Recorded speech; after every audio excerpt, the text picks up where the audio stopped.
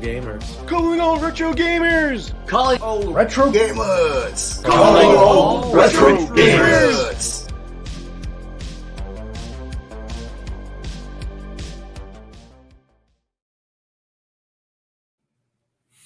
What's going on, everyone? Welcome to Calling All Retro Gamers, the show where we just hang out and talk. Excuse for me, we should talk to each other. That's it. That's it. So what's going on, man? How is everything? Good. So first, just wanted to say that if you're wondering why it's all moving to Wednesday, it's my wife's birthday is on the 5th, so yeah. Couldn't do Friday because that gives us options to go out those 2 days, and that's right. Yeah. It's funny. It's like I guess my daughter kind of started the whole birthday week thing, and she's like, not to pull that card. I'm like, okay. I'm like, how about Wednesday? So yeah, that's why it's moved to this different. It's all good, man. Happy birthday though. Happy early for sure. Yeah, and you guys got to do stuff. You guys got to go hang out. Yes. Like we're speaking of like that kind of stuff. I mean, no birthdays anywhere nearby for us, not for a while. But but me and Danae we're gonna wind up going out on the date night for the first time in forever because all the holiday season you don't have time to do any of that stuff, right? So now it's after the holidays. We get the babysitter. Yes. Get the little hangout. Yes, so, having a childless night is a gift. Believe me, I've been. It's gonna be a good time. 10 years ago, I've been there. It's like, listen, you love your kids and all, but sometimes you just, of course, you just need a break, especially when you have young children. And you've got 2 of them, so I totally. 100%. Man, I totally get it. But no, things are good. Of course, it's when you're off for the holidays and all that. Going back to work is a readjustment, but eventually you just. You kind of get there. And yeah. And this is one of my Christmas presents. This is one of the shirts that my brother-in-law gave me, Ninja Gaiden. So nice, very cool. Yeah. Hey, what's up, man? Christopher, what's going on? Hanging in. So yeah, we also just want to make sure pop that out there. It's first show of the new year, so happy New Year, everybody. And I will say as one of my duties is co-host or co-whatever of this channel, I will get on trying to get more guests just this coming off vacation and this year just kind of things snuck up, a little bit of laziness, all that stuff, but hey, now I got 2 weeks. At least I have a list, so I've got in Google Keep I've got a list of people that I that I want to ask, but maybe That's by awesome. Next show we'll have somebody, so I know that was suggested, and we always love having guests.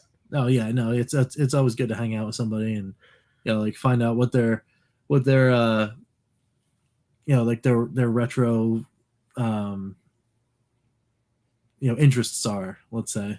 But it's very cool. It's very cool. The other thing I want to know too, for those of you live in the chat, if you're watching the replay, let us know what do you think of my Steam Deck videos? What do you think of Rich's the arcade series? And yeah, and that is something that's going to be continuing on. Me and Ed we've been talking about offline for the past week, schedules and all that kind of stuff. I'm pretty sure we have everything actually pretty set. So you could be looking forward to some content coming out real soon from both of us, which is going to be awesome. Yeah, it's kind of funny because we do this every 2 weeks. So it's like so far we've been going. There's been a video a week. There'll probably be 2 videos a week. There should be at least 1 video a week, but there might be weeks where there's no videos. However, that week it could just happen that the podcast comes on, so you never. Right, exactly. So there is Karg, right? So there would, you will have a Karg on weeks that probably maybe there's nothing there. So yeah. But yeah, very cool, very cool. So, what are we thinking? What do we want to do for the overall chat? What do we want to talk about first? It's funny because before this, because of the delay, we were talking about stuff. It's now that we're live on the air, my brain, my brain went my brain went blank. Yeah. Well, so real quick, I got the show off right here on the jersey. This is actually a Christmas gift that wound up coming in today. It was a late Christmas gift, and the reason why it's cool is just it's not just 07, but Let's see if I can get turned around here. It's actually like here. I'll put you. Oh, that's awesome! That's a custom jersey. That is so cool. That's it. So we're rocking. So it doesn't. So there was kind of a joke that that I was rocking the 14. That's Sam Darnold's old jersey. And I'd rock that to the games. And it's like sometimes you're just like, yeah, I mean, you could wear the jersey of the old quarterback, right? Or if I wanted to get the new quarterback, right? That's Zach Wilson. And it's like, yeah, but is he going to be the guy? Is he the guy? Like, like who's, like whatever. Well, now, any given Sunday, I can just rock this jersey and it doesn't matter which one. I'm still rocking Jets. So let's go. So we'll see. We'll see what happens. But very cool. Awesome. Very cool stuff. So yeah. So yeah, what like you're saying, what topics do you want to into? Before we get still part of the intro, so one thing that I want to reflect on, and this was forget which video, or if it was just the update video you did where we were talking about like how you got started into YouTube. And where people are telling you, hey, just go, like Pete was telling you, go in front of the camera, and you had your brother-in-law on, and then you're like, as long as one person's watching, we'll make another video. So, and it's kind of weird because I don't know if you want to call it like a deja vu aha moment, but like when we started this channel over a year ago, we're like, as long as there's at least one person, like one person watches us live or comments, we'll continue to do this, and here we still are. So it was kind of like that's interesting. It. Yeah, no, and it's awesome, and it's awesome. It's awesome to do that, because even there, there's going to be nights that there's not a lot of people in here. This particular night is actually a dangerous night for live streaming, because there's so many Gamers United Guild folk that are on right now. Like they're just coming to the end of Go Game Go, which because this is Wednesday night, so it's Go Game Go night. And they were doing a live open chat, which is pretty awesome. And then we're butted up to the season opener of Amico Forever over on DJC Game Studios. So it's like we're literally in the mix of like other Gamers United Guild shows going off on a Wednesday. So yeah, I mean, but even still, like it's again, it's just for everyone to hang out and watch. And the cool thing is, even though like we have some people that watch on the like on the live show, a lot of people do come back and watch the replays. So it's pretty cool. So even still, like we could have a light chat and not many people actually interacting in the chat for a night. I'm still okay with that, because you know what, there's going to be 10, 20, 30 people watch us on a replay, and I'm like, you know what, let's go. It's cool. Sure. Very cool. Very cool. Oh yeah, 100%. That's why I know it was like the worst day, but I'm like, you know what, with this starting work yesterday, I just I just kind of felt like we'd be like, hey guys, welcome to Car. It'd be like, and yesterday two things wouldn't have happened. One, well, I wouldn't have had this because it actually didn't exist until today. Yeah. But even if I had it, I still wouldn't wear it, because oh man, that Tuesday after that Monday night game, man, that was the worst. That was the worst thing I think I've ever seen on NFL ever. I feel so bad for that guy.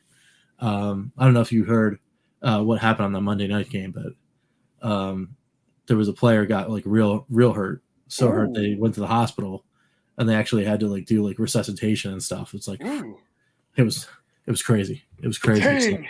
So yeah, I know, like serious thoughts up for that player, hoping he's gonna wind up being all right. And look, we have an Ian Hobby setting. What's going on, man? Yeah. What's up? How's it going? All right. So good to have you guys in the chat. But yeah, so that video you were talking about was actually the New Year kickoff video for the channel on Bacon Ice Cream. But yeah, I mean, it's cool to look back, and I hope that it never is a case where I forget. I will never forget, really. But I hope it's never a time where I forget to mention the fact that I did have so much help from our friends, like Pete and Chris, the Atari Creed. I mean, they both were pivotal in me doing this at all. Pete, because he actually just wanted more people to talk about stuff on the internet, so I kept getting invited to his channel to do this, and I was like, oh yeah, I mean, I've done podcasts before, I'll sit down and talk about whatever, and it started with talking to Miko, and then we're talking about Evercade. We started the Evercast, and then he even had like 1 or 2 one-off shows that I wound up being on, until he started changing the day that podcast was going to happen, and then I was like, well, I can't do it.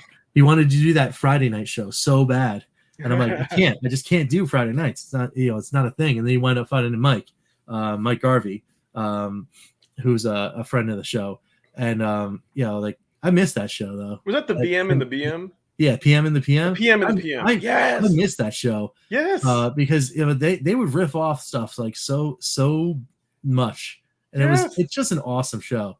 Ooh, but anyway, which so shout out to hey, what's going on? What's going on? We're just talking. We were literally just talking about you.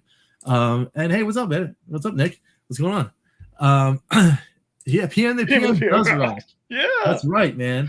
Like I totally missed that show. Well, if it wasn't for Friday night, it would have been like PRM in the PM or something. Because I would have been there too. Is like every episode, Pete would tease the other guy like, "Hey, once you get an Evercade, you can come on Evercast." He would always do that. Yeah. And then and then it was great because like Pete would always talk about like the physical media and the collection, and then the other guy was like, no, I love digital. You're crazy for having physical media, and I only have digital. Why would I ever want a physical thing? And Pete's like, I've got both. So it was a great, you know what I mean? It was a great contrast. Yeah, Mike played the biggest and probably best devil's advocate that I've ever heard on a podcast. He's kind of like made for it. And actually, in case people don't know, he's kind of back in the ether, doing like video essay kind of things. I can't remember the name of his channel. It's something weird. It's like, I don't know, Pete. If you know the name of Mike's channel, just pop it in the chat. Yes, Mike is such a troll. He really is. But his new channel is like, it's like inconspicuous consumption or something like that. I think that maybe that's it. But it's cool. It's good. You find it. You have to. He's a small channel now because he just started it.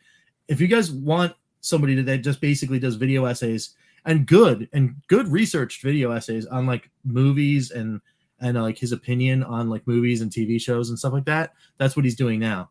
Oh, nice. Inconspicuous consumption. You have to share the link. Now, the funny thing is, I was gonna, because like, cool. Yeah. So I was like, it was kind of funny because now, like in Evercast, like I feel like Crow is gonna like fill that role, which is great because we need sometimes he'll be the contrarian just for the heck of it. We need that. Yeah, that's true. But also and now Crow will comment. but Crow is he's that guy that like he'll pop in and then he'll just be like, oh yeah, I am part curmudgeon, but also part VH1 pop-up video. And I will just hit you with the facts that you don't expect about any of these games, but here they are. And it's like, it's awesome. It's so cool. So wow. 2 hours Sunday night on the Hot Dogs podcast. That's hilarious. Man. That's hilarious. That's awesome. You know what? I gotta start watching those. I gotta start watching those on replay. I really do. Yeah, me too. Because it's a fun time. I don't know about 2 hours about talking about hot dogs. I don't know about that, but with the dopest original game. One of the dopest early. Nice. Very cool. Very cool. Man. Yeah. So yeah, no, it's fun. It's fun times. And like looking forward to the new year, I've been working in the background on something that is like I think it's gonna wind up morphing into a project that I have worked on, but like I really just want to kick myself because I want to do some stuff, and I actually wound up finding a different way of actually filming content for the channel, using like part of my actual work office. So soon, I don't know how soon, but soon you'll probably wind up seeing footage and videos come from this new set, let's call it, Nice. over on Bacon Ice Cream, and it should be pretty cool. Because I was going to say, I guess we call it before the flood, and all. First everywhere's for hot dogs. That's all right. That's okay. You got me with the acronyms. That was good. That's great. I was just going to say, because before the flood, and all that, I remember when you used to kind of do like man on the scene, and you would do the news from your work. Mm-hmm. You'd have like that screen over that TV. Yeah. And then sometimes you would change. Then sometimes you would just do the whole thing there, or sometimes you would film some of it there and then change back to like where you are now. Yeah. Yep. So that's cool. We may see more of that. It could be some. Just saying, there could be some stuff happening. And sirens, yes, you're absolutely right. If you were here in that like brief moment we were referencing that Bills Bengals game, absolutely, like it's gonna be crazy. So what I heard was someone floated, what if they just did week 18 as is, right? Push all of the playoffs back a week, and then on a Thursday or Sunday night replay the Bills Bengals game as like a week 19, like asterisk, like week 17 do-over or whatever, right? Just to get the marking straight, and then go right into Super Wildcard Weekend with no break between, at that point, the end of the playoffs and the Super Bowl. So I don't know what you do with the Pro Bowl, but I mean, no one really cares about the Pro Bowl. So, there's that. I mean, you can still have the event with everyone that's not playing in the playoff games. And then that's it. So that's what I've been hearing. So we'll see. It is going to be very interesting though. So, see you, Pete. Going to bring the boy to soccer practice. That's awesome. Yeah, I'm a couple years away from having to do that, but I can't wait until like they're starting to do the cool things, getting them outside, running around. That'd be kind of cool. So I have a funny feeling though, the youngest one, Henry, he's going to be the sports guy. He's going to be the one. And then the other one, I'm going to be taking him to like robotics club, and if there's some kind of video game club, I'm going to be taking him to that, or whatever. So cool. It's funny because also as a father, like you think that, and then sometimes maybe that happens at a certain age, and then then they may stick with it, or then they may grow out and like find other things. No, that's true. But like based on personalities right now, like I can just see it, like because Henry is completely disinterested about just about anything else unless it involves running around and doing something with like some kind of sporting equipment, a bat, a ball, a racket, something. He's always interested in that. And then nice. Douglas, he's always interested in things that involve vehicles. And if it isn't vehicles, it's the screen. He wants to watch a TV show. He wants to watch a movie. He wants to play a game. He wants to do whatever. And then when you try to get him outside, he'll go outside and play, but he'll want to play then with all of the vehicles he had inside. He wants to bring him outside and then running around on all the playground equipment. So like that's what he's into. So yeah, it's cool to see the dichotomy of personality.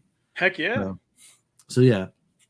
So anyway, bringing it back to games in this new year, what have you been playing?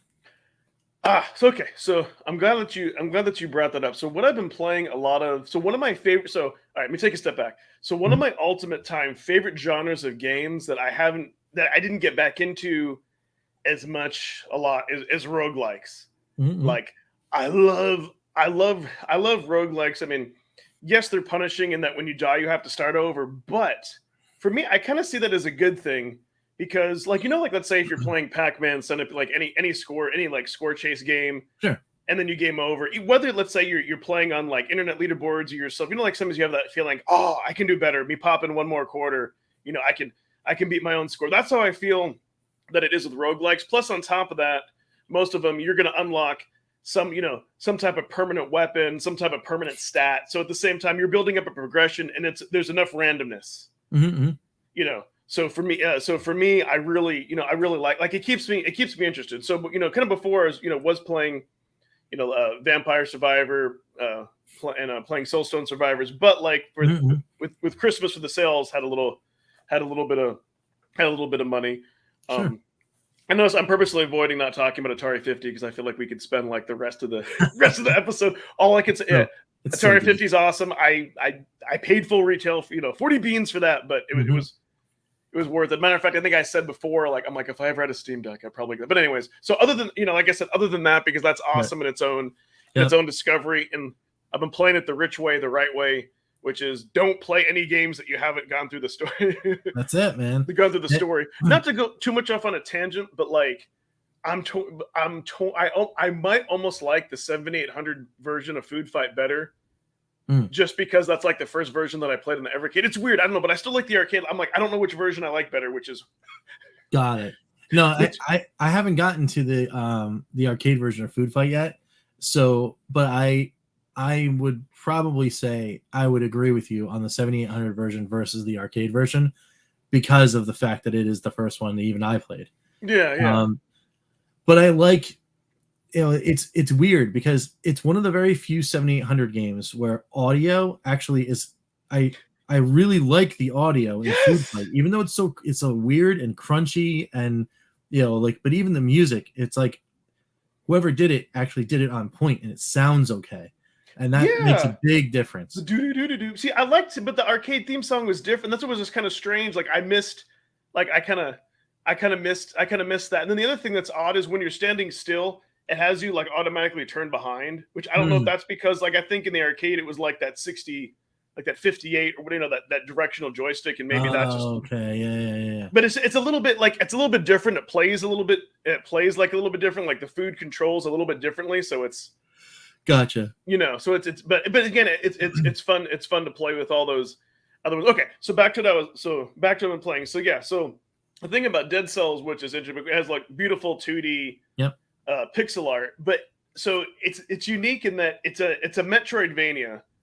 So like there's maybe certain areas you can't go to, but the good thing though is that like it doesn't halt the game, because they are randomly generated levels. It's like usually there's like one or two levels you can still always go to. And so it's like you have that. What's great though is it's kind of like they don't really explain, but you're kind of like this blob or this ooze or goo or whatever that kind of like gets into the suit of clothes, gets into this like suit of clothes. And then you start off with like a random weapon, like usually a ranged and like some type of like melee weapon, and then a shield. And then you unlock not only blueprints for things that you have to get gold to pay, you can buy stuff. You get what are called mutations, which are abilities. So it's kind of like they rolled, they kind of rolled a lot of these things into it. But it's just like, and it's one of those things where at least you can save it, you can quit and exit out, and it'll save your spot until you die. Yeah. But it's interesting because it's not too punishing. There's tons of stuff. There's DLC. There's supposed to be like some type of Castlevania DLC coming out for it. But I think I would, even that's kind of cool. I purposely held off not getting the other DLC until I beat the game because I want to play the vanilla version. But yeah, Castlevania I might have to. And they're only like $5 or $6. So that game I want to say is normally like $20. Picked it up for $12, and then Hades was also half off, and I got that. Which that's like you're trying to like your father is like Zeus or whatever, and you're trying to escape out. It's an isometric view. That's completely different. Now Hades is that's a Supergiant, right? So that's the developer. I think so. Yeah, shoot, I should know that, but yeah, it plays, and that one like plays different. Like you unlock weapons and ability, but like they're both completely different. But the thing that's different about Hades though is there's like an ongoing story. Like you talk to the other gods and you talk to your dad who doesn't want you to get there's like a bunch of different characters. So it's weird, but like those are the kind of things that like you never see on. Nor is it meant to be like nor are they meant to be like an Evercade. But I can play them wherever I want. And then of course, like Tetris Connected is half off, and that's a total different. Like, of course, I don't know if people are really good or if they're cheating in multiplayer, because like I played somebody for Score Attack, and at level like once you get to level 9, the bricks move pretty fast, and they got to 14. I'm like, how are you doing this? But it's cool though because like the music is very atmospheric. It's and then they just have like weird things kind of like going on in the background, almost like like you like be tripping on acid. Not that I've ever done that, but you know what I mean. Like, but it's almost like if you were just like dreaming and playing the game. Like it's totally, it's totally different. And then I trying to remember some other few odds and ends, but those are just some of my go-to. And then of course I'll go back and I'll play Doom or something. Or then what's nice too is now like like I want to say like when I see like your Fun for Five videos like have even more meaning. Like it was cool for me to like see all those other games. I'm like, now I could actually for the most part buy those games and play them on a device and not have to. Yep. Well, because a lot of those things, I mean, literally every single one of the Atari VCS Fun for Fives might as well be a Steam Fun for Five. Yeah. Because they're all on Steam. All those games are on Steam. So like if I'm taking a game and it's a hit, and I gotta say this right, for as I guess as severe as the comeback of everything that's on the Atari VCS store you can just find it on Steam, like how I guess harsh that sounds. I want to say as a counter, okay, yeah, you might be able to find every single one of those games on Steam, but it's up to you to find those games on Steam, right? Some of those games they released in 2015. Some of them released in even later than that. But on Atari VCS, it's one of 44 or 45 games that is available total on the system. And when you're looking at it that way, all of these games, there's very few that hit that but or even close to the not great, right? I think there's two on the entire Atari VCS store. There are two games that get into that category. Everything else, you can find some fun in those games. Yeah. And that is actually the mark of a cool system. Like, okay, you're 2 years in and your library is about 47 games, of which 45 are worth your time. That's not bad. No, I hear what you're saying. Instead of like 45 million games where you just get lost and you're like, what's a good exactly. Yeah. No, less is more. And so that's what's neat. And then usually for those, it's one of those like pretty much like, starting with the Heroes of Loot, like I may not pick them up right away, but I'll add them to my wish list. Right. And so it's kind of like, especially because those games are like $5. So I like to save that for like, sure, if they go on sale for like, for both of them for $5, I may pick them up. Or if I'm just kind of like, man, I don't know what to play. Oh, cool. That's only $5. It's like, it's an evergreen title. I'm pretty sure they'll run. Exactly. And in some of those Steam sales, you probably pick those games up for $1. Yeah. You know what I mean? Like they could go on to one of those crazy sales and then you're good. But the cool thing about doing those looks on Atari VCS, and the reason why I continue to do them, is that they do work on that both end. I should probably start mentioning that, like, oh, by the way, like, yeah, this is on Atari VCS, but like if you have a Steam Deck or Steam, I mean, you could just as easily play this game. Dude, you should, because to put things in perspective, like Heroes of Loot came out in 2015 or 2016, so it's been out for a long time. I'd never heard of it until before I watched your video. So because it gets lost in the. And to be honest, as far as Orange Pixel was concerned, that developer, like I knew, obviously they're not just cranking out games left and right. These games were older, but I would have never been able to tell you what platform they actually originally released on. And then my first experience with the entire developer is just the Atari VCS, and they're doing pretty good. Yeah. So I've been playing, roguelikes, and then I will jump into like Donut Dodo, and then great. Oh, dude, yeah. So yeah. I saw VR. I think I would be lost in that. Like if you could move the blocks with your hand, oh, that would be epic. Yeah. No, I think I would just be. I think I would just be there. Well, so you know what? Oh, dude, licensing. Because here's the funny thing about that is that like, well, I do like that to get into a game lately. Like, let's say if I like, if I maybe have like 5 or 10 minutes to kill between something, sometimes I still will pull out my GBA because I have that Tetris multi-card in it, because it fires up in like 2 seconds, and Tetris is like the standalone version. It's kind of like you could play it at any time. There's no leaderboard. It's all analog. It's like kind of like if I have like a little bit of time to kill. And I don't want to think. Sometimes I'll still use that. But yeah, dude, if that was on, if we get an Evercade cart, one of my Evercades would always have that cart in it, kind of like how the Atari, one of the Atari collections is always in there. I would always have it to pull up for that for that reason. So, and then I'll have my score chase game. So it's funny, like one other game that's fantastic on a Steam Deck is Black Widow Recharged.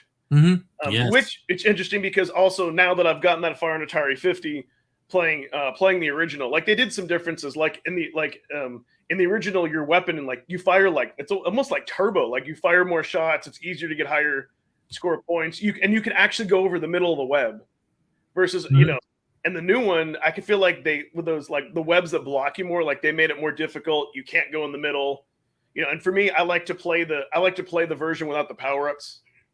Right. Because I don't know, I kind of not that the other versions are more skill, but I'm like, I like the power ups and the 3 lives. And for a while, I was like within the top 9, and then somebody knocked me out.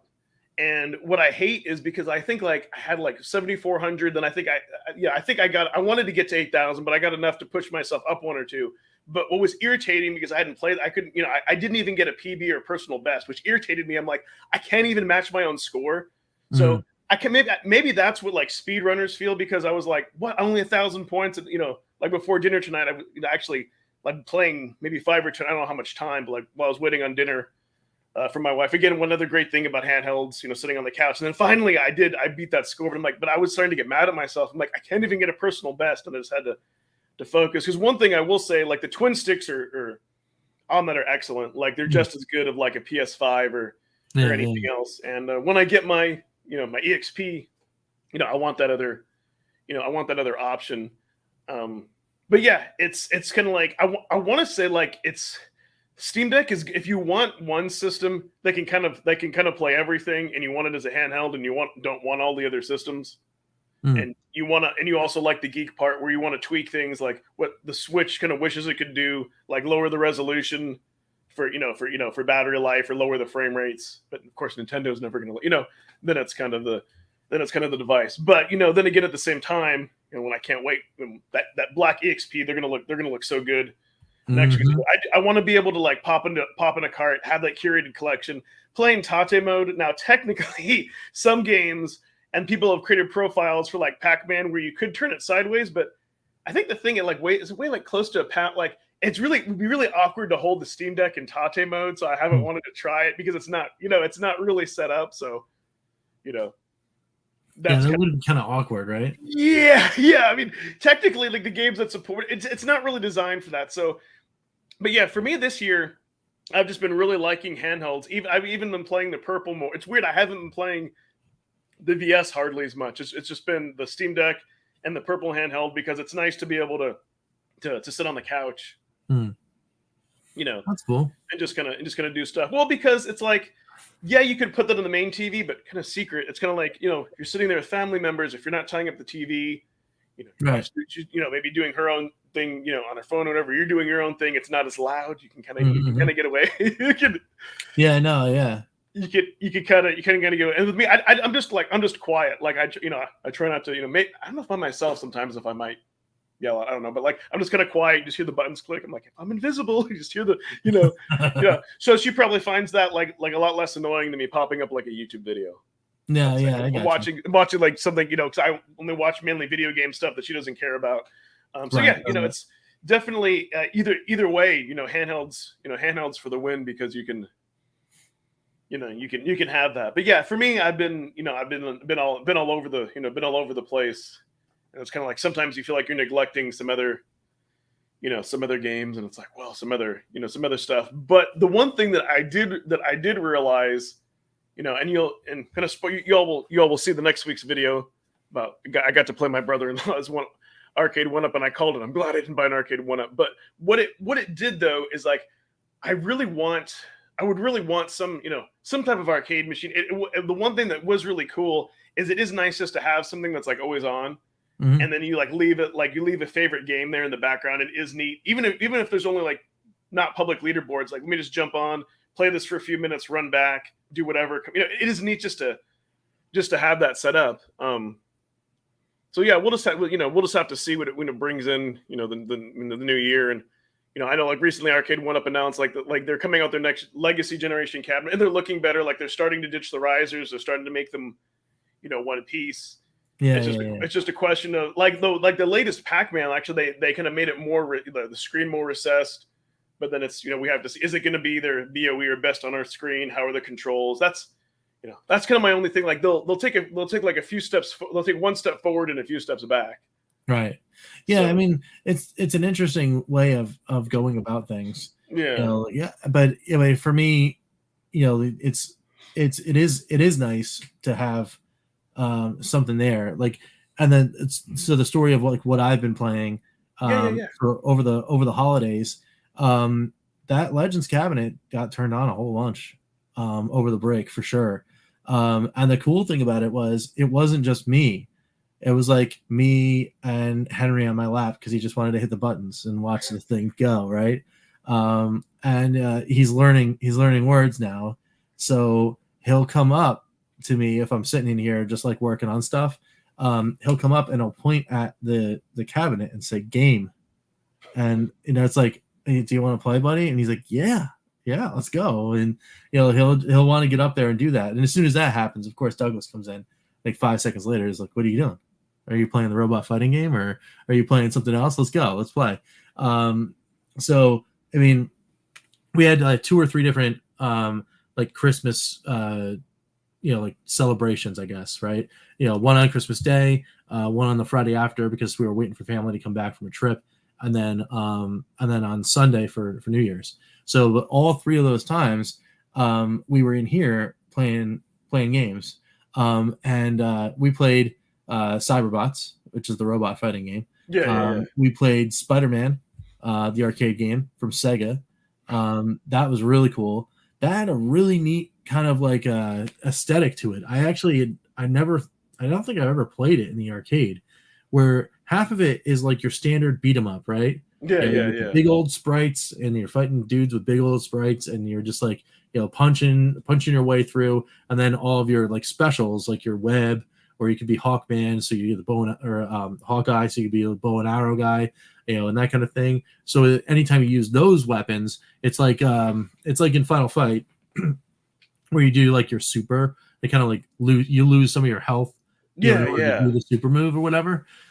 So it's like that. But then there's another mode. So you get to like halfway, you beat a boss, like a mini boss, and then you get to like the halfway point of the level, and then all of a sudden like zooms out, and then it becomes an action platformer where you're jumping from platform to platform, like almost Contra style. And now your main attack is the super attack over and over again. So like your web balls, or your bow and arrow, or magic for like somebody's got like one of them is like one of the characters is like a magic user or something like that. And then there's one of them, you could be a submariner, and you do all sorts of crazy stuff. It's a fun game. Yes, absolutely, 100%. Sound effects in Spider-Man Arcade are a little annoying, but that is what indeed the volume button is for. You just turn that bad boy down. Yeah. That sounds familiar. I don't know if I played that, but I will say, like in the 80s, 90s, like any type of like superhero game, that X-Men, Punisher, like dude, they were all epic. They were great in the arcade versions, at least. Yep. It wasn't like Silver Surfer for like Nintendo, where it was like great music, but impossible. Where where you were glad that game was just a rental, just saying. Well, the cool thing was that like we had fun with it. I played through the entire game with my brother-in-law and Keith, and we haven't sat down and played games together in a long time, like a long time, for any extended period of time anyway. So that was really cool. But then as soon as we were done, the kids wanted to play. They wanted to play the same game, and wouldn't you know, like they were there for an hour and a half just chugging away at the game. See, that's the thing that I love about arcade games, especially that, and I know like the VS is, also tries to capture the same thing, is that when you have an arcade game like that with unlimited continues, it's kind of like back in the day, you weren't always sure would you be able to complete it. Now you can have that experience, and it's so much more fun, to go, to share that with somebody else. And because it's an arcade, most people around our, like that. I think that resonates more with people than a console. Like, oh, I want to jump in the arcade. Like the great thing is, like especially to like a little kid, like seeing those big joysticks and buttons, like how could they not want to jump up? You know what I mean? As opposed to like a controller for any system. So yeah, that's like the perfect like family entertainment. Like there's gonna be something like if those like 1,000 games, there's gonna be something on there that resonates with somebody. Oh yeah, 100%. They're gonna want to play, which is just awesome. Yeah, no, it is really cool. So other than that, of course, like hitting up a little Evercade action here and there. I've been plugging away at all the Capcom games because eventually I will do that Fun for 5. It's probably not going to be this week, but I will get to it. And then of course I've been doing VCS stuff because I'm doing VCS Fun for 5s and I'm doing all these Orange Pixel games. That Here Is a Loot game is cool. I'm really happy with it. And today's game I did Space Grunts. That also is really, I really like the aesthetic of that game. It's a top down like dungeon crawler, kind of like Heroes of Loot, and it's procedurally generated, but the movement is all turn based. So like nothing happens until you move. So like you take a movement, and then the CPU characters will do whatever they're doing in real time as you're taking that move, either move closer to you or farther away or whatever. And then you can turn, and that won't affect time, but until you take the next step, that's when everything starts moving again. It's a very neat concept, and all in 2D sprites, and like looks pretty neat. But it's really cool. I'm pretty happy with with the game. The only thing is, and I said this in the Fun for 5, I am not 100% down with the whole like once you die once, there isn't any restarts or continues or whatever. In fact, the game actually literally after just under 5 minutes, I died for the first time, and it just dumps you to the main menu. Like nothing else. It just goes, that's it. You hit the button, and all of a sudden you're looking at the main menu. And I'm like, whoa, that was like, it's jarring. So I didn't necessarily like that part of it, but it, and even a couple more, like a couple more hours after this experience, I actually do want to go back and play more. And again, that's for me. That's the addicting. Yeah, so that's the addicting, and they have a second one too, made in the same year. I'm gonna have to add that to my wish list. I still need to watch.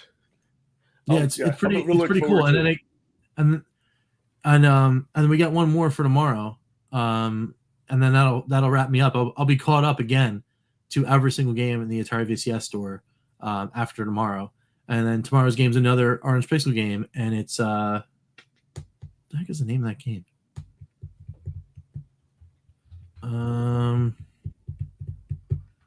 No, names are escaping me right now. I could and should probably just turn it on. So I'm gonna turn on the VCS and get the name of the game in a second. Yeah, go for it. And see, that's the one thing that I do like about the Steam store better than like on the PS4 store is now you can they have the publishers, and I can click on Orange Pixel and I can just see all their games. I'm sure this one's in it. I'm sure this one is in that list. Ooh, they've got a lot of they've got a lot of, oh wow. Yeah. Like Gunslugs, Grunts, they got a lot of. That's it. There it is. Gunslugs. That's the name of the game.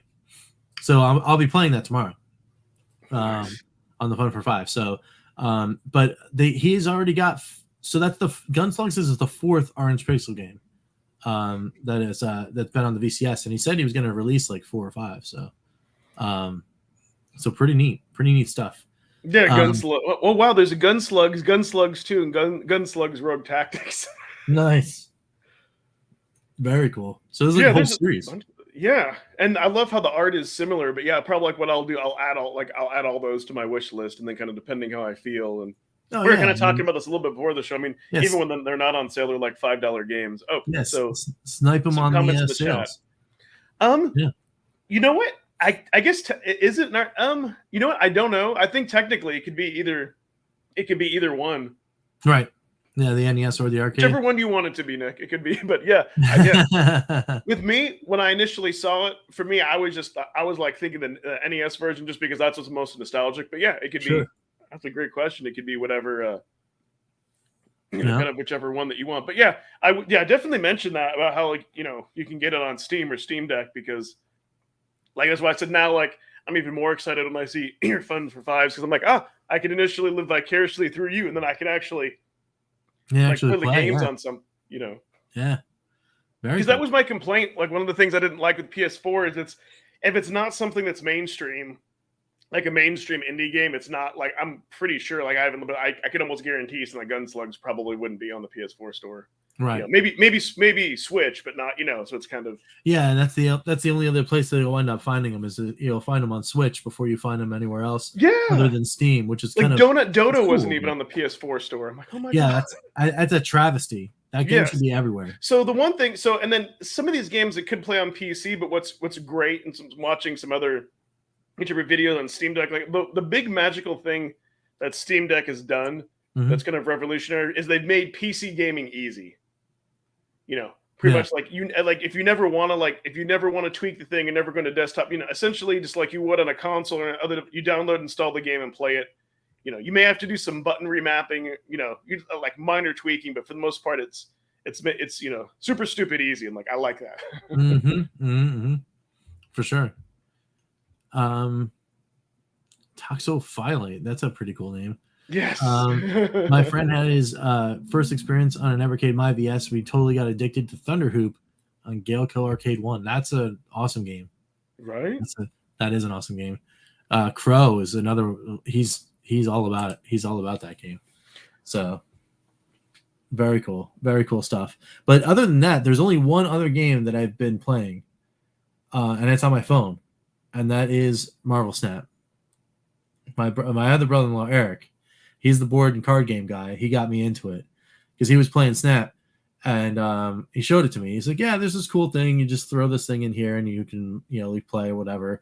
And I'm like, "Yeah, I mean, if I was going to play something, I've been heavy into the Magic Arena, right?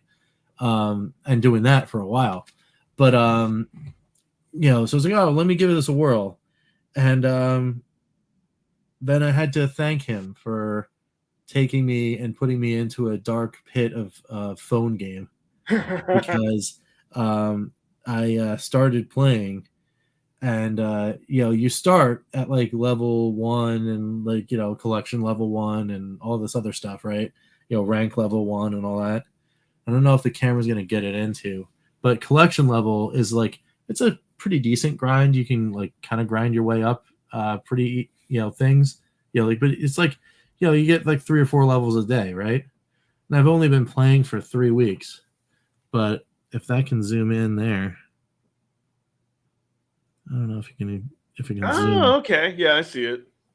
There it is. You haven't spent any real money yet, have you? You just no. You see that like level indicator though? Oh wow. Yeah. 363. Yeah.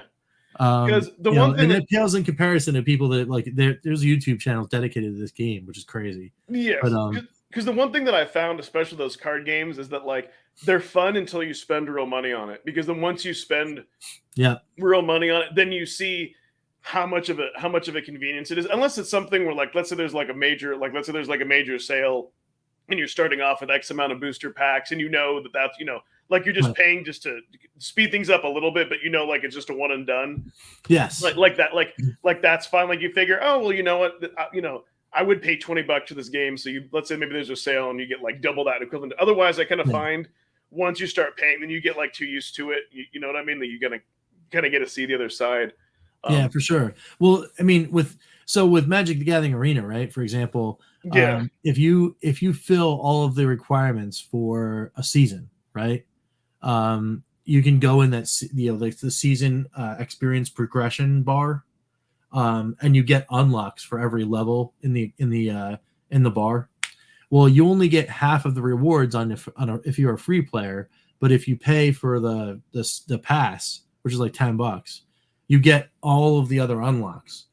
So the rule for me and paying for things, especially on mobile games or mobile card games and stuff, is if I've already put in the work to earn all of the things, if they're things that I want, I'll give them the $10 just so I can earn the things that I actually earn.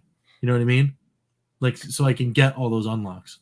Yeah, that's not bad. Like if you're just paying if you're just paying that, and it's like for a season, and a season's like a month or a few months or whatever. That's Yeah, I mean, the seasons are, well, in Magic, the seasons are they're like 2 months or something like that. okay.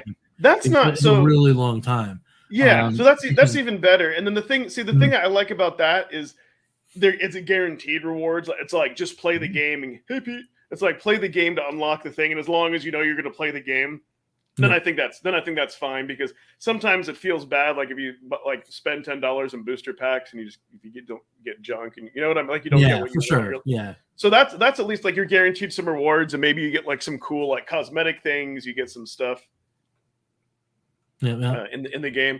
So I was looking at the Gunslugs and the Gunslugs Rogue Tactics 3. Well, that's that's normally $14.99, but that's on sale for $5.99. I may have to pick that up as the last thing for the sale. Oh, that's like that came out in 2019. That's like one of the first games that went up to the $15 price range, and that one's looking pretty. That's looking pretty cool for $5. So that's absolutely. That's just me. But yeah, there's a ton. Yeah. Orange Pixel, they make a ton of games. Absolutely. Yeah. Well, I watched that interview. Orange Pixel did an interview with Atari right before they started bringing all their games to the system, and I was like, wow, that's really cool that they're doing all that. So here's here's my only thing of why I stopped free to play, and it's not so yes, there is RNG, but here was the catch-22, and I don't want to say it's like you're selling your soul. It's kind of more. I mean, you could kind of like what I didn't like was being a slave to a game. Mm-hmm. And I'll tell you, like Magic the Gathering, as far as its rewards, it's a lot more lenient. But here's the thing with Hearthstone, and what I mean by that is that, like, I had been in since beta. There was a point in time where I spent real money and I built up dust, which is their equivalent to craft stuff. And the thing with them is, as long as you logged in every day, completed your daily quest, you get up to 3 of them. As long as you played all your daily quests and then gotten down to like a low enough rank, you couldn't get every single card, but you could have enough that when the booster packs came out, like once every 3 months, you could get like 100. You could get 100 packs, and you didn't have to have as many rares as Magic, But the thing is, and what I mean by being a slave to it is that you had to keep playing it, because if you did stop, then slowly it would be to a point where when it came around, you'd have to start to spend real money, which is their idea, right? So yeah, of course. So for me, it depends. Like if it's like for something like Magic, and I used to play that, kind of before. That's a lot more casual. Like you can casually play on the couch. The only downside, of course, is there's so many mythic rares and so many cards, but you can play so many versions on ladder. So chances are you can play your deck. But yeah, it's, I guess, a good and bad thing, the options. But for me, Hearthstone, it was fun. Yeah. I didn't want to have to be tied to a game. Like sometimes even like going on vacation, I'd be like, okay, it's on my phone, so I can log in and do this, this quest. And then with me, it was consuming more time than actual like game time. Right. Yeah. So yeah, and I can hear you. I can hear you on that too. Yeah. But yeah, and then with Magic the Gathering, the thing about Arena is that even though there is some RNG and there are those mythic rares or whatever, if you're okay with that kind of grind, then you can wind up getting by pretty easily, because you can just save all your wild cards. Yeah. And then the wild cards can actually get you exactly what you want for whatever deck idea you have. You just got to make sure you're not like just wasting them on jank. Yeah, exactly. And that's it. But that's like a player experience thing, right? Yes. Not everyone is going to know to hold them, but those that do can really enjoy the free to play experience and actually do it all casually. Because the thing about Arena is it's kind of evergreen all the time, as long as you're not trying to play standard. If you're playing standard, well, you got to be in it. Like that's you're like a Friday Night Magic player. You're there every week. You're playing every week. You're playing almost every day just to get grind to get your cards so you can build a deck that's in the meta and then play in your ranked matches. And I can't do that. But I'll play Explorer or Alchemy all day long. Because the expansive like the expansive pool of cards that you can use makes it fun. So see, and I like that, and that was the one thing they never ironed out in Hearthstone was they called it wild. yeah, But the problem is it was like everything that was ever there. Sometimes they would ban stuff, but it was kind of like grossly unbalanced. Versus with Magic, you could it's kind of like Magic with cards. Like it's kind of like everything is overpowered anyways in Magic, so it's all kind of level. Kind of all levels the playing field. And like to your point, you can find something where for that error of that deck, it's balanced, and so you can go back and play it. And they do ban and rotate out. Some other cards. Certain cards just get too crazy. Yeah. Yeah. So Magic, just in the beginning, you either have to be prepared just to put in a grind until you can get something like a white weenie or like a red haste, But once you have that deck or a blue count, once you have that initial deck, then you can. Yeah, then you can almost survive. Yeah. Just on those alone and have fun. And if that's all you want to do, then that's fine. But when you start wanting to play a little more competitively, then you learn the meta by getting beat by it. Exactly. And then you can use your wild cards to kind of like build a counter deck and do whatever. Yeah, but, I'm sure I'll get back into it. And then to kind of fulfill that, for a while I was playing Slay the Spire, which is I've had forever, which is your rogue, kind of like your rogue-like card game, and it's single player, so there's no pressure. And then I'm playing a mod where somebody like you could be all the villains, and it was popular enough where it's like they advertise it on their main page. So card games are fantastic. With me, I find out that I'm sure I'll go back to one, or like when we were playing like Magic Arena together, like that was fun. Like if I'm playing with a friend, that is very cool. Then I like it more than just when we did paper mat, than a stranger. But definitely card games are good. But you can easily get burnt out or too sucked into it time wise, and then you miss all your other. For sure. You miss all your other games. But so before we forget for the second time, let's slide into polls.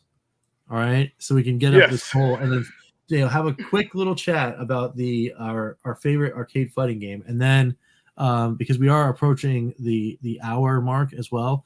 Right after that, I'm gonna have to peace out because I got to be on site at my real life job doing all sorts of crazy things tomorrow morning. So. So let's get into that. Let's get into some polls. All right. Yes. No, I'm glad you mentioned that because. Yeah, I was feeling this like, oh yeah, we can probably wrap real soon. And I'm like, oh no wait, we got to do the poll. Whoops, wrong poll. Hold on a second. Yeah. I blame. You know what? You know what it is, and I blame it. Whoops, wrong poll. Hold on a second. It's Inception. Yes, we're Inception streaming.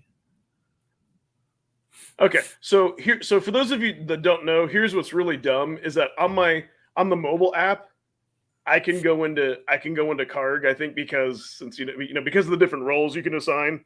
But I think because since I'm not the official owner, I can't it's weird. Like if I go into the studio, like if I try to switch to the Calling Retro Gamers, it'll go into the studio. It doesn't do it like my other account. So who's that guy? Yeah, that is awesome. I do post a little Apple Minos. I gotta check that out. That's really cool. Fun series of physical card games. This comment here. That's really, really awesome. Very, very cool. Oh, okay. I'm taking a screenshot of that right now. Yeah, let me know how that is. So anyways, that's why I initially went through myself into Inception. It's not, it's not as easy there. Oh yeah, no, going through the websites, yeah. That's why I have 18 different Chrome browsers. So when it's time to do things for Karg or whatever, I automatically just make sure that I'm away from the primary profile so that I don't get into crazyception. Yeah, I should have done that. Or normally I would have had this loaded. But it's all good. It's all good. So yeah, well you saw my pick. So the reason, I've been dying to talk about this because usually I find most people, that are into Street Fighter and MK, we grew, usually other people grew up in the late 80s, 90s. Yep. So usually usually if you like Mortal Kombat, you'll like Street Fighter and vice versa, but it's just which one is your favorite? Yeah. And so we got 20 votes. And yeah, Street Fighter won out. And so for me, just for the pure nostalgia, like Street Fighter was the one that started it off. I mean, but Mortal Kombat, respectively, that was like the first game of real violence. I remember seeing that, the arcade machine, like, you can just tear his head off. There's blood, and so like that was cool in itself. But just like just like Street Fighter, and like for me, just like falling in love with all the characters, the special moves, Shadoukens, all that, all that cool stuff. So that's why I had to, had to vote for it, because just, and I didn't even, the funny thing is, like, I didn't even realize later on in life that there was a Street Fighter 1. Like, no one's ever heard of it. Yeah, that's true. Yeah. It wasn't until later that I found out the same thing. But my vote also was for the Street Fighter series. And the reason why is because although I liked Mortal Kombat, like Mortal Kombat was the game that I would hang out with friends, like almost in like a practice mode, just so that we could go and just like beat each other up or whatever, and then see all the cool fatalities and then move along, right? It wasn't the game that I played to get good at, to then like compete in, like you would do in a fighting game, right? Yeah. Like, like the whole idea of the fighting game is to get better to then beat the game. Street Fighter, though, was that series for me that I really got into at the start. And anything that felt like Street Fighter after that, with the exception of one series, like then like branched out, right? Yeah, so I played Street Fighter, and then I played X-Men Children of Adam, and then I played X-Men vs. Street Fighter, and then I played Marvel vs. Capcom 1, 2, and 3. Like that's I went that track when I wanted to play games that I was going to compete against other people in. And I think it all started because the very first time I ever played Street Fighter 2 was when my friend brought over his Super Nintendo for my birthday party, because I didn't own one back then. My friend did. And he had just gotten Street Fighter, so he brought over a Super Nintendo and a copy of Street Fighter, and we plugged it into the living room TV at my house. And that was the party. Like it was, we did some presents, we did pizza, we did cake, whatever. Oh, hey, what's up, Phantom? And then we sat down in front of that television and we played Street Fighter for probably 6 hours straight. Yeah, dude, totally. And it was just, that was it, And then even though I didn't have the game, right? My friend took his Super Nintendo home with his copy of Street Fighter, and I didn't have it for like months. I would read magazines about the moves. I would I would talk to everybody that I was like, oh, well, what's your favorite character? Why? Like, what do you, what moves are you doing? Whatever.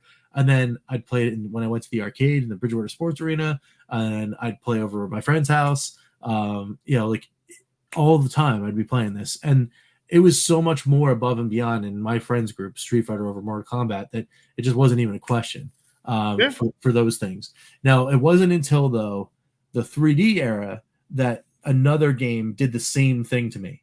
So like Street Fighter did to 2D fighting games what Tekken did for me for 3D games. So if Tekken was in this list, though, if it was Street Fighter, Mortal Kombat, or Tekken, now that's a hard choice. That's a hard choice because I love Tekken. Like, love Tekken. It is such a good game. And when I was younger, because I had my PlayStation finally, PlayStation was like the first system that I bought like near launch, right? It was like a year or two after the actual official launch in the US that I got mine. It was right before the release of Tobal #1. So I bought my system and Tobal #1 because I knew Final Fantasy VII was coming out. But along the way, I wound up picking up Tekken and everything else, and playing it, of course, in the arcade. But man, that game, because I had my PlayStation and I had that game, I got ridiculously good at it. Like, very good.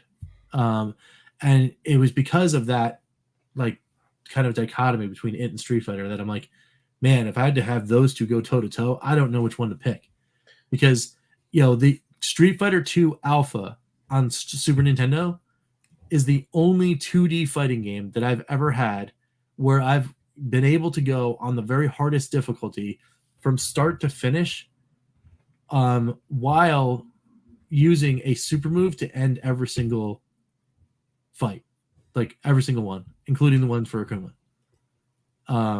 Which is like, it's crazy because the game is so ridiculously fast and hard to like process. I don't even know how I was able to do that. I would never be able to repeat it now, I don't think.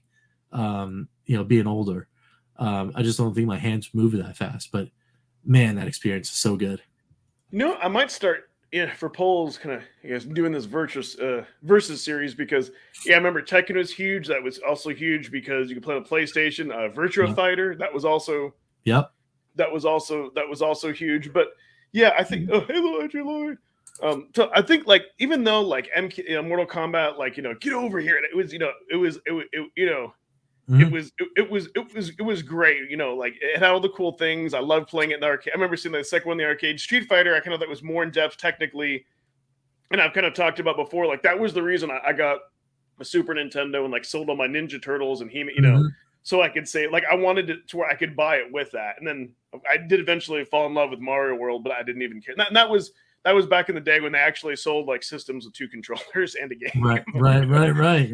But I mean, and that was the thing. Like, like you did maybe have the full, backgrounds, but it was like, it wasn't like it was like, I don't want to say arcade perfect, but it was like the closest thing. Like they maxed, Yeah, like it was super good. Yeah, they did an excellent job. So much so that I remember when that came out, and then Championship Edition came out, and then I think I bought that, because that was an upgrade. You could be the bosses, and then there was like Street Fighter 3 or the one where, or was it Super Street Fighter? The one where you could be like Fei Long and Cammy and Super Street Fighter. Maybe Super Street Fighter. I remember my friends getting that. But yeah, that game that probably hundreds of hours doing verses, and you could adjust the handicap. So it was always fun to like be someone like Zangief. Mm-hmm. and play somebody, maybe have them crank up the handicap and still win. So but yeah, I know what you mean. Like back, so here's what's interesting about all that. That's kind of been a realization for an adult. Honestly, because it'd been a while since I'd really gotten more into retro games until I got back into Evercade, and kind of like when we started talking, and like Pete was saying like how retro games and like NES games were hard, like. Until I went back and played them as an adult, like I didn't remember retro games at all being hard. Like as a kid, like for me, like they really weren't. I don't remember them being like. I mean, they were difficult, but they weren't like as like let's say like if a game was like you say Nintendo hard. Like let's say for your average person, if it was like a 1 out of 10, 10 being the hardest, it was a 10. Maybe as a kid, I felt like maybe your hardest game was a 5 or 6. Now as an adult, I feel like it's a 50. Right, yeah. Kind of making up a scale. You're like, I didn't realize that, but I think that's because you're a kid, you're younger, you've got younger eyesight, younger reflexes, you've got all the time in the world, you've got the determination, and you've got the will. And not only that, I mean, it's not like nowadays where you can, games are so much easier to get in so many more mediums. You're an adult, you have more money. And when you were a kid, it was like you had to wait for birthdays, or if you hustled and you traded. So no, your gaming pool, which is limited, which is kind of cool, because if you got a game, unless it was just god awful, you were gonna play it to death, right? And kind of get your money's worth. Versus like, oh, Steam sale, I'm bored. Hey, here's 5 games for $2. There we go. I just spent $10. You know what I mean? Like that was that was unheard of. So it's definitely, it's definitely different. Definitely different here. Yeah, so. for sure. So, but yeah, definitely good stuff to bring up. But yeah, that's a tough one. I might, maybe for the next poll, I might start doing. Maybe I'll pick 2 more fighting games, or maybe I'll be mean and be like Ridge Racer or Daytona USA or something like. yeah. Those are pretty cool. Those arcade racers are really neat too. Yeah, hard game with the full. We didn't know any different. Yeah, for sure. Yeah, absolutely. So here's the other thing. I know sometimes, I can become like extremely critical of arcade cards. People like, this game was a stinker and all, but that's because like my mentality has changed now, and definitely when you're a kid, you have more of an appreciation. So it's like if you were stuck with a game that I might call a stinker now, because you didn't have much of a choice and you played it to death, you actually maybe come and love that game. Mm-hmm. Yeah, it's just kind of like me just being an adult. Just being more impatient and having different gaming habits. Like I know, Yeah. So yeah, but it's different. It's different though. And again, going back to Evercade, but I kind of like when you were talking about like Discovery and like the VCS having more of like a limited pool of games, so you could actually like see everything. That's what Evercade is kind of like that. Kind of funny. Like notice like how some of the most sought after like in television, Jaguar, what else? N64. Kind of funny like how all those certain like systems that were different, they had a limited they had a limited pool. Like they had like under 150 games. Right. Yeah. So like like links. I'm actually kind of interested in like going back to those different systems that were either just quirky or unpopular, or they just had bad luck in the video game crash. It's kind of funny now, like how all those were someone else's nostalgia, but yet those seem to be like the most sought after because they're different. So that's that's kind of so for sure. Absolutely. So you know what? I'll even say that I'll say that the VCS is like that modern day Jaguar, that modern day Intellivision, that modern day different system. I agree. Except with one exception that it seems like most of the games are bangers, because it is modern times and right. People have learned lessons for developing. So, it's like, you've got a smaller pool of games, but it's what, like 90% of them of them are worth picking up. Yeah, absolutely. And and the cool thing about the VCS, I mean, at least this year, is we're looking at I think they said they had 18 or 17 or 18 games in the pipeline already. Oh wow. 23. So, I mean, like great, because the cool thing about it is when you only have 18, right? Because you figure, okay, well, 18 is like a month for Switch or like day for Steam or whatever, right? But when you have 18 a year coming out for your system, and you've got your small little niche community, someone like me, I'm buying every single one of them. Yeah, I don't care what it is, because you know what? I rolled the dice on 47 other games, and I only didn't really like 2. So, like, of course I'm going to buy them all, because you never know, right? And isn't the most expensive other than Atari 50? Isn't like the most expensive game maybe $20? Like yes.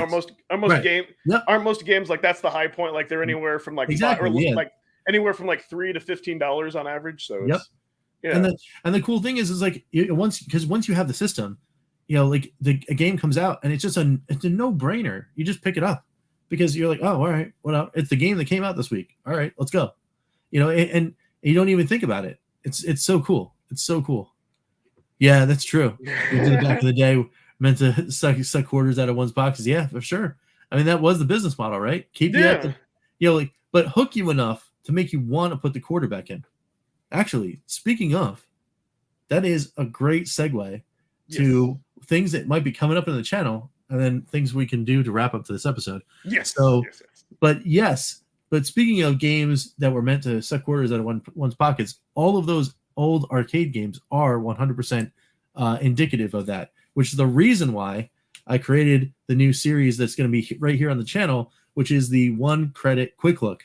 And what that is basically, I'm going to pull this guy right here with my Legends Gamer Mini, and it's actually hooked up right to my setup here.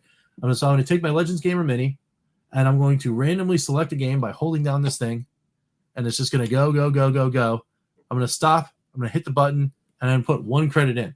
And then the whole purpose is to find out that when I'm playing that game, whether or not I know what it is or not, I put in that quarter, and then I play the game. And at the end of the game, when I die, I go right back to the wrap up and go, was it worth it?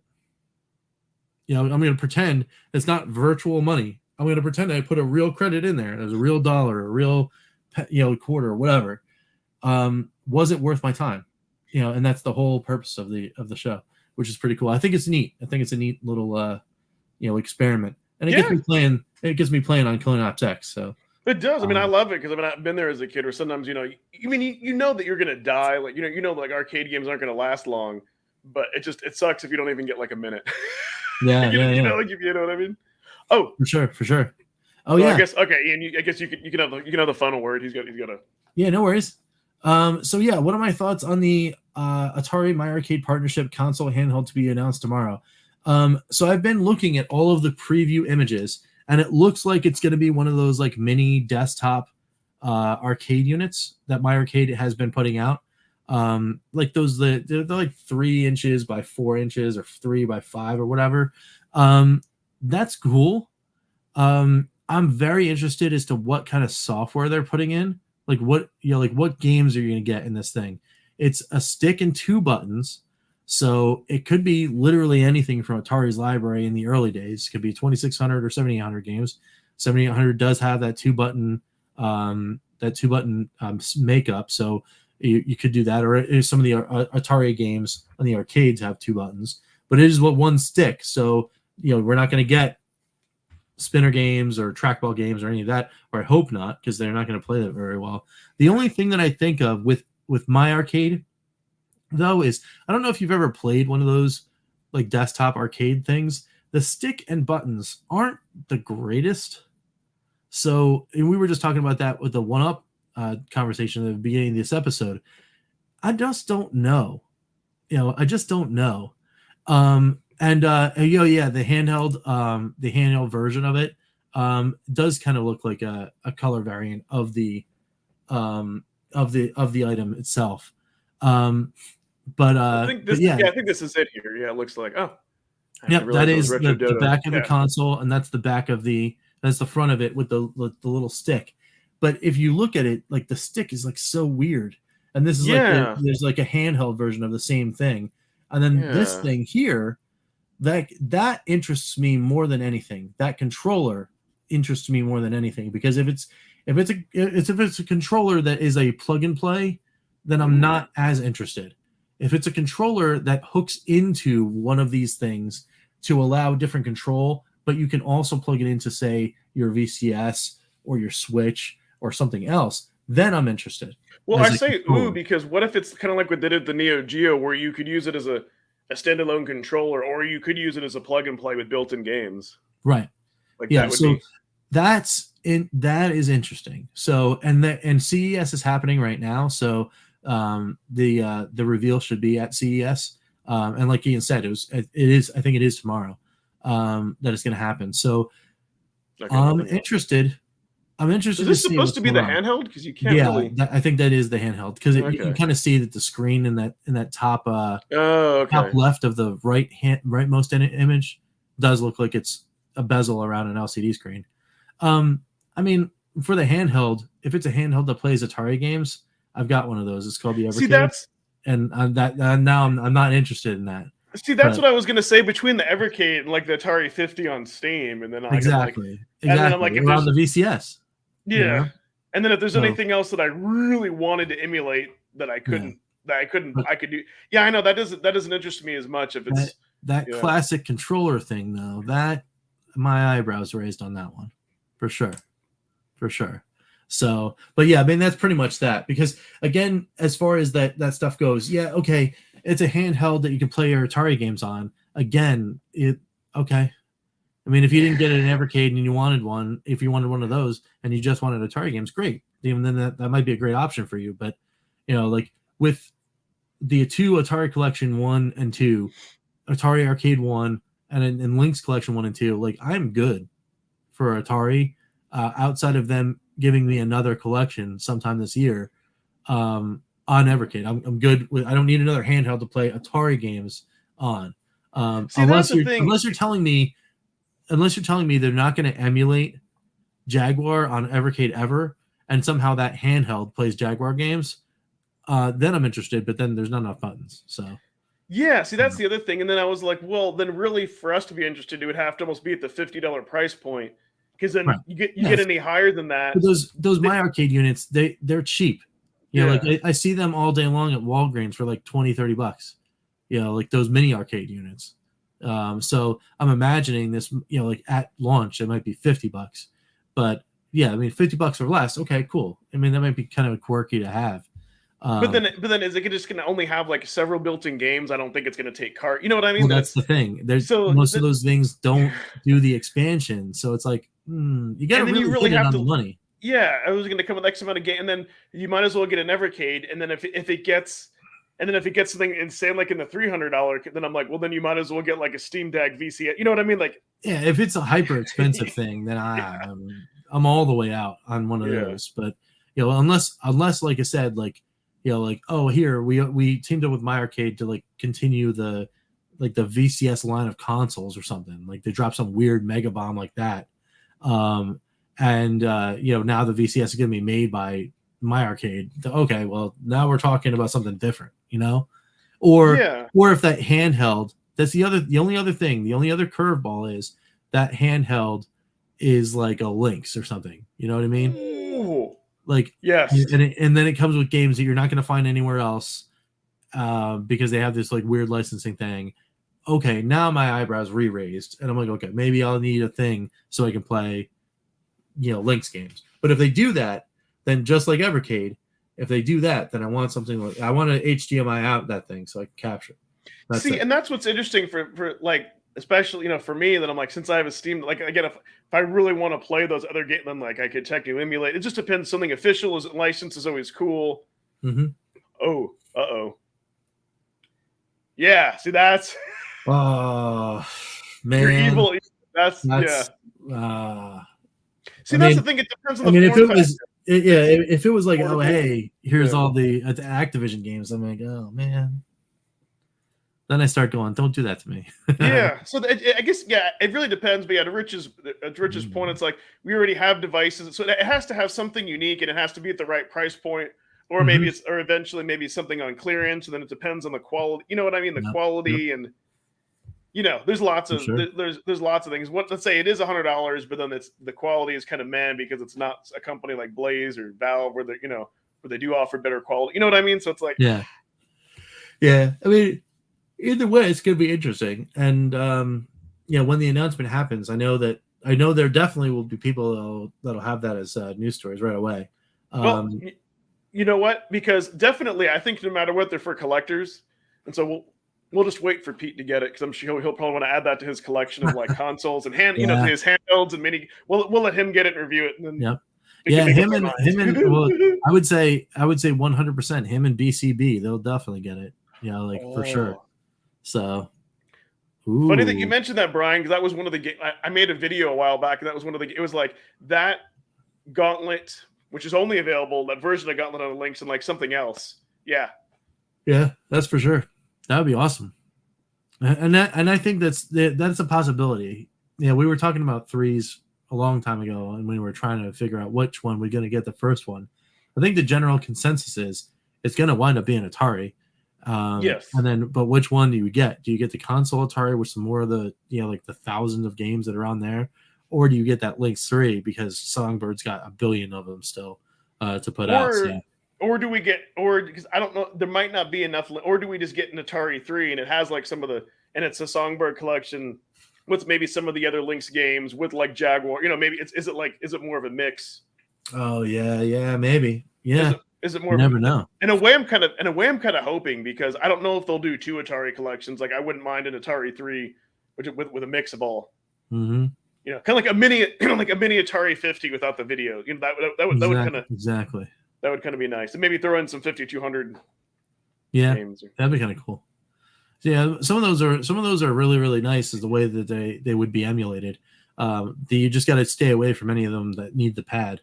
Because then you're getting into like in television collection territory, and you're like, those virtual screens. Which, by the way, we'll have to save it for another chat, another show. But on that Atari 50, there's a video that's called the 5200 a travesty, and it's just the whole way that like Atari handled that. They talk like that thing is big because their marketing wanted it to be big, and the engineers wanted to be backwards compatible, and then they didn't, and then they made them come with an adapter. It was such a mess, but we'll have to. Which is kind of to be fair, I guess that was like the first generation of consoles. People didn't know the life cycle, but just Atari messed it up, which is sad.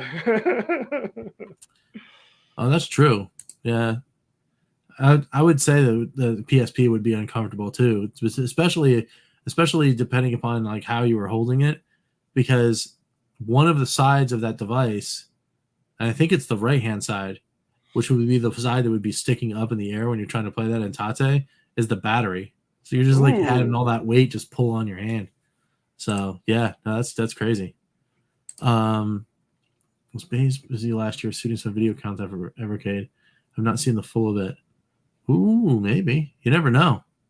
Yeah, because they couldn't go to CES last year. Yeah, they couldn't go to CES. You never know. You could wind up seeing some cool stuff, and it's right at the beginning of the year. Maybe like end of week. You never know. That roadmap's probably going to be coming. My best guess though is we see the roadmap on the 13th. It's either the 13th or the 20th of this month is when we're seeing the roadmap, but you never know. Could be cool. Let's hope so. Definitely stuff to speculate about. And heck yeah. They need to open up the years for give us something to talk about on the Evercast. Right. But all right, cool. You got anything real quick before we head out? I'll just talk about again. So the video on this channel, will be, I called it Arcade 1-Up. I'm glad I didn't buy one, which I thought that was objective, but I was honest, and I just wanted to make a video from a channel that isn't dedicated to Arcade 1-Up, since for somebody who actually really got to spend a few days, get their hands on it, just so people kind of know what they're getting into. It was a fun video to make, so that'll be coming out this Sunday. It is a cool one. Yeah. And then, kind of depending on what Blaze drops, I have a few irons in the fire of what I'm going to do on my main channel, but I don't know yet. It depends if we get some news coming out tomorrow or Friday, then maybe. But otherwise, it'll be something fun either way. Nice. That's all I can say. Yep. Yeah, and on our my side of things, we got that last Orange Pixel game coming tomorrow. A question mark kind of on Friday. I don't know exactly what I'm going to do, but it'll be cool. And then a Saturday, directly after the Evercast, come on back here to Card, because there'll be another one of those arcade videos waiting for you. What game will it be? Well, you guys will know because you look at the thumbnail, but I won't. But while I'm recording the video, that's the whole point. I don't know what I'm going to be playing, so definitely come on and check that out. So cool. With all that being said, though, thanks guys so much for hanging out with us. It's another great show. Love hanging out with you guys. And until next time, we'll catch you later on the next exciting episode of Calling All Retro Gamers. And maybe there'll be a special guest. We'll and maybe. All right, guys. See you later. Calling all Retro Gamers. This concludes our broadcast day. Click.